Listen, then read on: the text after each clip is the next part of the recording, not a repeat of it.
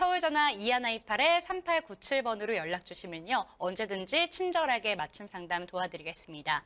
이번에는 문자로 접수된 사연 한번 받아볼게요. 뒷번호 2548님의 사연입니다. 요즘 정책적으로 부동산 규제가 심한 상태인데요. 투자를 계속해도 될까요? 이렇게 우려 깊은 문자 보내주셨습니다. 프로님께서는 어떻게 판단하시는지 원포인트부터 확인해 보시죠.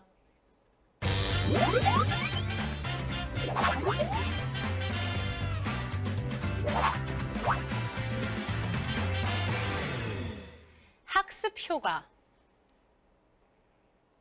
네, 학습 효과가 있다 이렇게 말씀해 주셨습니다. 어떤 내용일까요? 우리가 과거를 통해서 지금 현재를 알 수 있겠고요. 현재를 통해서 미래를 알 수 있다 이런 얘기예요. 그래서 이 학습 효과가 선행이 되어야지만 현재에 대해서 정확하게 대책을 세울 수 있고 그다음 미래에 대한 대책을 세울 수 있다라는 얘기인데 우리가 일반적으로 한번 살펴보시면 정책적으로 과거에도 흔들흔들 거렸다라는 얘기예요. 무슨 얘기냐면 우리가 누구를 위로해 줄 때도 누군가 다운되어 있다 이런 얘기를 하면 조금 더 치얼업, 응원을 해주는 이런 효과를 낼 거고요. 누군가 굉장히 흥분되어 있는 상태다. 그러면 아니야, 너 좀 진정해. 이런 상황을 연출을 해야 된다라고 보여집니다. 근데 이 정책도 마찬가지란 얘기입니다. 정책적으로 부동산 시장이 굉장히 호황기다, 흥분해 있다 이런 얘기면 좀 진정해라 라면서 규제책을 펼치고요. 약간 호황이 아니라 불황이다.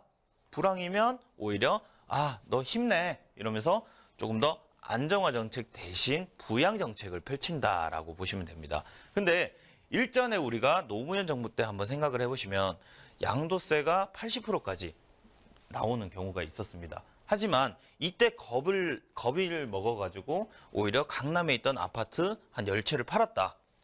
그렇게 될 경우에는 지금 현재 가난할 수밖에 없습니다. 자, 무슨 얘기냐면 이런 규제라는 것은 항상 오르락 내리락 이렇게 하고 있다는 거예요. 높으면 진정을 시켜주고 낮으면 올려주고 이런 효과들 중에서 지금은 흥분 상태이기 때문에 오히려 조금 더 진정을 시켜주는 국면에 있다라는 얘기입니다. 자, 무슨 얘기냐면 규제책이 항상 나오더라도 앞으로는 또 내려갔다 올라갈 수 있는 이런 기회가 분명히 다시 한번 온다는 겁니다. 그렇기 때문에 여러분들이 이런 정책과 지금 현재도 기사가 부정적인 기사들이 굉장히 많이 나올 겁니다. 뭐 강남의 집값을 2억 내렸는데도 안 나가고 있다. 뭐 이런 얘기들 굉장히 많을 텐데 오히려 이런 기사가 나올 때가 혹 투자 타이밍이다. 이렇게 볼 수가 있기 때문에 시청자 여러분들도 이런 학습 효과를 꼭 기억을 하셔가지고 적절한 투자 대비를 하시는 것이 제일 현명하겠다. 이렇게 말씀드릴 수 있겠습니다.